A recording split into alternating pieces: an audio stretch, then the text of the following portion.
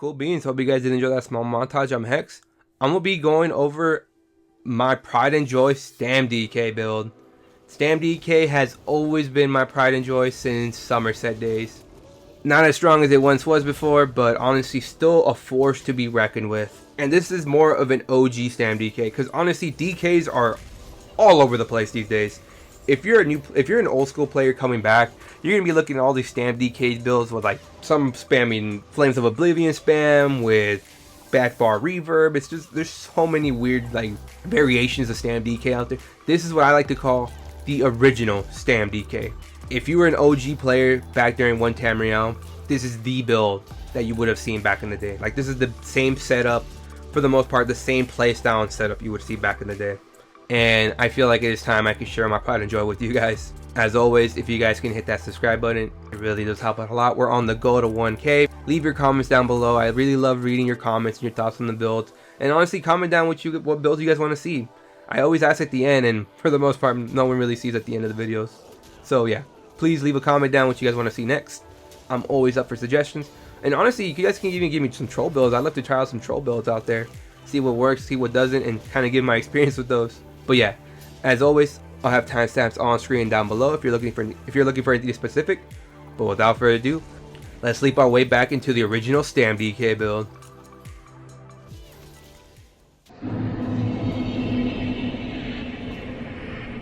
So for the first set we do run Wretched Vitality. You're going to be hearing this a lot. Wretched Vitality is one of the best back bar sets in the entire game. If you're not running Wretched Vitality, you're running Rallying Cry. And if you're not running Rallying Cry, you are running Wretched Vitality. Look at that. Mag Recov, Stam Recov, weapon and spell damage, 5-piece. You basically get up to 400, almost 400 base Magicka and Stamina recovery. That's just your base. So 30% from a pot, your light armor pieces, your heavier medium armor pieces, minor endurance. Like, you can basically get, like, yeah, this thing is pretty cool. The good thing about this set is that it's back barable, and unless you go full offensive jewelry, like you don't have to go any sustain in your jewelry if you really don't want to.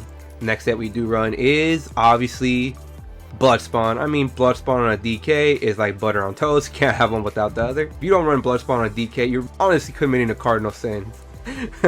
Take damage of a chance to get resistances, which is always really good. That's over almost 6% damage, man. You get 13 ultimates, so you're able to pump your ultis faster. You want ulti gen on a DK, because ulti gen on a DK is sustain. Because we're a DK and we have access to one of the most unique and fun passives in the game, Battle Roar.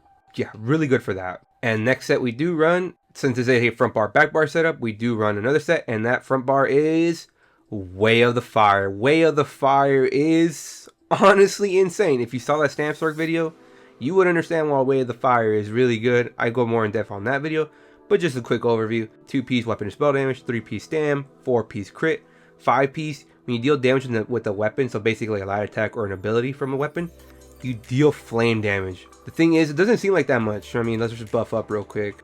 Look at that, a 3484 flame damage. The thing about this, it's flame damage, so it does even more damage to vampires.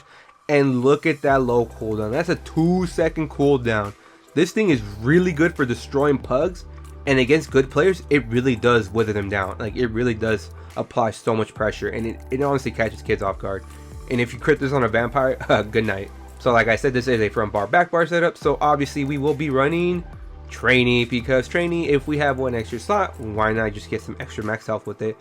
And obviously a mythic, because every meta build has to be running a mythic, and that mythic is, lo and behold, Markin Ring of Majesty. This thing is, I'm just gonna say, it is one of the best, if not the best mythic in the entire game.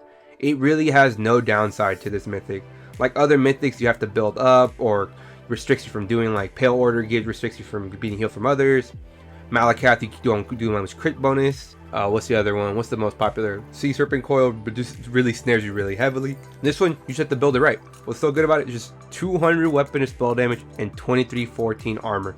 Just, here you go. Don't even have to think. Like, what?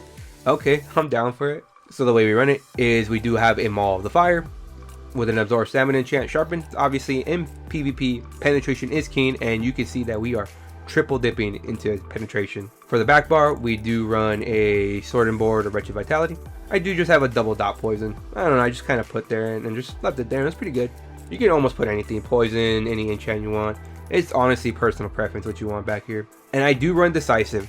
I mean, decisive is pretty much mandatory on sorting boards, but especially on DK. If you never ran decisive on a DK, on back bar, trust me, on a sorting board, trust me, put this on and you'll never go back. Your ulti gen, like, yeah, we are able to pump ulti so fast. For the shield, we do run Tri-Stat because this is my universal Wretched Vitality shield, so if I could just Tri-Stat it, I can use it on all my tunes.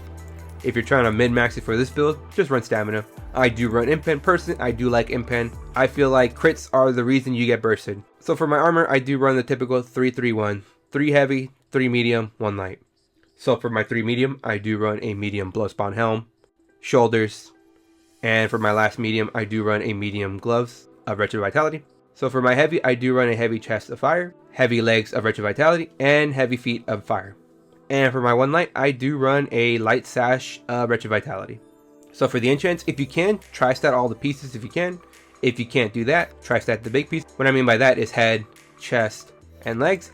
And if you can't do that, max dam is perfectly just fine. Just adjust your health attributes at the end. For my traits, I do go 6 Impen, 1 reinforced. Yes, 6 Impen, 1 reinforced. So my 1 reinforced is a heavy chest of the fire reinforced. And then the rest Impen. You could put some well fitted in there if you really do want to, or even sturdy. It's perfectly fine. That's what I like about builds. We kind of change traits around to like personally fit our playstyle. And for my jewelry, I do run a necklace of the fire, a ring of the trainee, and a marking ring of majesty because marking ring only comes in a ring. Duh. And the way we run it is all infused, all weapon damage. Yes, all infused weapon damage. Alright, so for the food we do run is Orzaka's smoked bear haunch. I mean, is this any surprise? I guarantee you 90% of the builds out there are running either this or Bewitched Sugar Skulls. And for the pots, we do run, for this build, there are 2 pots you can run.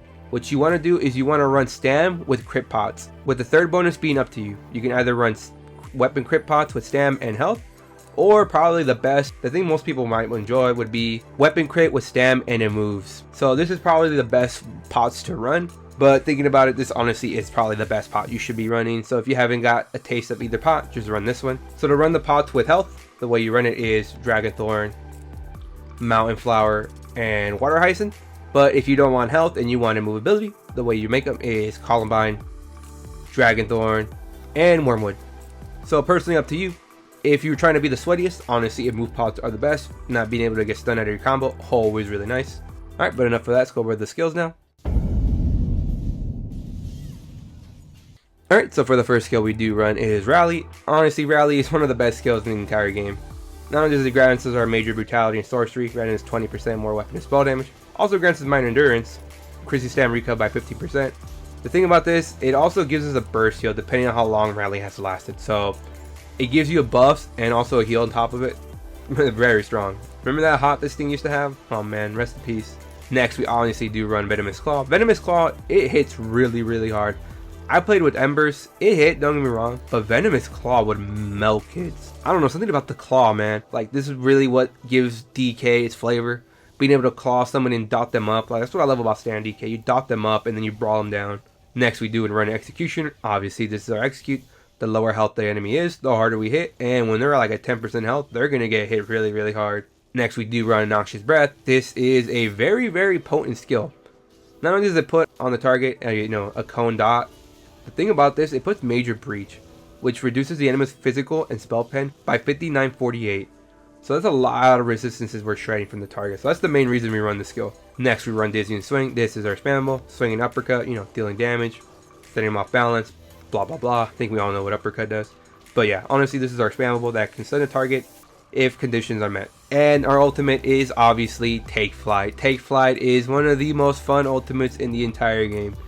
This thing hits like a Mack truck when you crit. Like, if you crit this on a target, you are shredding them, trust me. So for our back bar, we do run Race Against Time. This skill is just crazy. Not only does it give Major Expedition and Minor Force for 20 seconds, the reason we run this is because it gives you Root and Snare immunity for 4 seconds upon casting it. Yeah, this is our Snare immunity.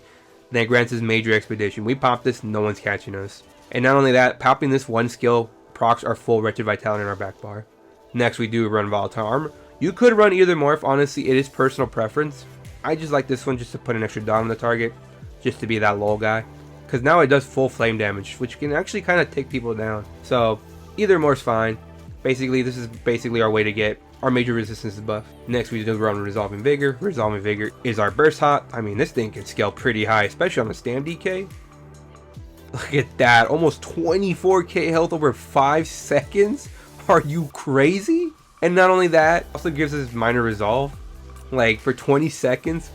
Oh, this skill is mandatory on every build these days on open world. Next, we do run Fragmented Shield. This skill is honestly one of the most fun skills in the game, and honestly, in my personal opinion, is the coolest skill in the game. You literally slam your foot on the ground and rocks come out, and like if you have screenshot like I do, it shakes your screen and looks super cool. I know to some of you sweats, I'm talking about you chump gram. I guess that gives you nausea or something, but yeah. Basically, don't really care about the shield. The whole point is that when you cast this, you get major mending, increasing your healing done by 16% for 8 seconds. On demand major mending? Okay. Not only that, it also does benefit from our Earthen Heart. Mountain's Blessing, this is our way to get our minor brutality buff. Also generates some ultimate every 6 seconds if used in combat. Really nice. But the main thing about this skill, it converts our magicka into stam.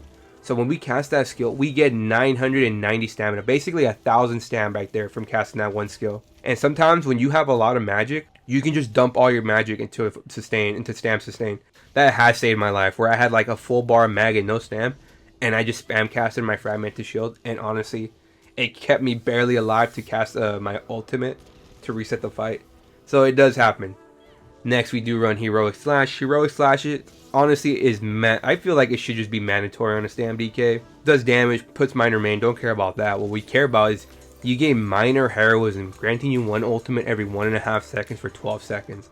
And like I said before, ulti gen on a DK is sustained. And for my backbar ultimate, I do run Spell Wall. Spell Wall, honestly, I really love it. You could run Corrosive. The only problem about Corrosive is it's very expensive. Corrosive is very, very expensive. Look at that, 216. Honestly, really, really nice. If you are having more issues on it's just staying alive, you could swap out Heroic Slash for any of these heals. You could run either the Dragon's Blood. Green Dragon's Blood is really good, grants you minor vitality permanently. You could obviously run Coact to just burst heal you up all the time. Or if you're really, really cheesy, you could run the other Morph of Ash Cloud, Cinderstorm, and heal yourself for a lot. Fine, I really like Heroic Slash. Alright, but enough of that, let's go over the stat sheets now. Alright, so our stat sheets just with the Jewels of Mistral. So max mag is at 15.2k. Max health is at 30.9k with Jewels of Mistral. If you are running Orzhovkas, this should be around 31.5k. Max dam is at 23.2k. Let's just proc our Wretched Vitality real quick. So we do have 1446 Magicka recovery, health recovery is over Destructory, and our stam recovery is at 2157. So our weapon damage fully buffed is at 5078. And our weapon crit is at 33.5. That is some juicy, juicy weapon crit right there. Ooh, pop one down. People really do sleep on weapon crit. Our physical and spell pen is at 8215. Doesn't seem like that high. We do have access to major fractures. So our resistance is in our back bar real quick. Our spell resist at 32.2k, physical resist at 31.5, and our crit resist is at 2200.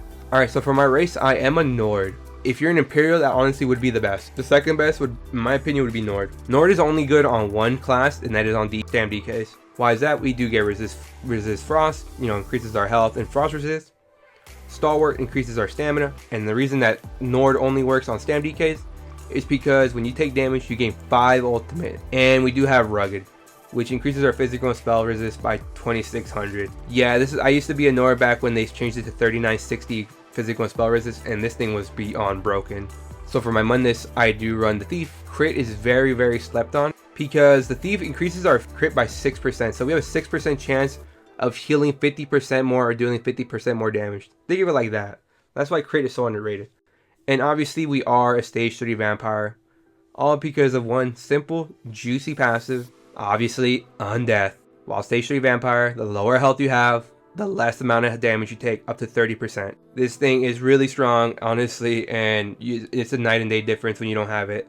Alright, but enough of that, let's go over the CP now. Alright, so for the first CP, we do run Focus Mending. Increases healing done by a single target heals by 10%. Master at Arms, increases your damage done with direct damage attacks by 6%. Ironclad reduces your damage taken by direct damage attacks by 6%, and Wrathful Strikes grants you up to 205 weapon and spell damage to your damage and abilities For the red CP, we do run celerity, increases your movement speed by 10%. Honestly, in my opinion, the best CP in the entire game. Next, we do run survival instincts. While afflicted with a status effect, your core combat skills cost up to 25% less. Next, relentlessness.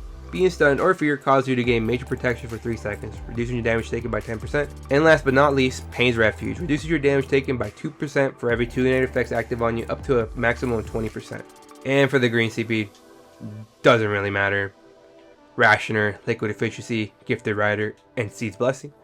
Alright, but enough of that. Let's go over the combo rotation.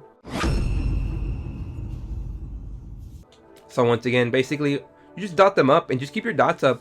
And when you see them drop low, like let's pretend like, oh, he's like half health or like 75% health, you're going to D-swing into a leap and then execute spam, and more than likely, they're not going to survive that combo, and you're going to kill them very easily. Just note that a lot of, good players in sweats, they know that combo's coming. They've been hit by it so many times that they know it's coming from a mile away. As soon as they see a DK going up and them uppercutting, they're expecting a leap. So don't leap them right away. If it's a really, if it's a pug and you know they're not going to expect it, obviously hit them with a leap. But look at that ult gen. That's with no blood spawn proc. So basically, yep, as soon as you see them drop blood, like, oh my god, he's about to die. Basically what I'm going to do is I'm going to D-swing into a leap and then execute spam, and you'll more than likely melt a lot of kids. Pretty simple combo rotation. It's an OG, it's the original StamDK, so not much to be said. Very simple, very bare bones. Alright, cool beans. I hope you guys did enjoy that build video. Honestly, it was fun bringing out the old StamDK. She is my pride and joy. This is my main Stam build. This honestly is, for the most part, was, other classes, StamSork, I'm looking at you, have really taken over, but StamDK is always, will always have a soft spot in my heart. This was the second main class I played in this game, and I really do love the StamDK. Long live the DKs. But as always, I hope you did enjoy the build video. Like the video if you liked it. Comment your thoughts or experiences with the build. Also, anything I might have missed out or what video I should do next. Subscribe for more. But most importantly, stay Zerging.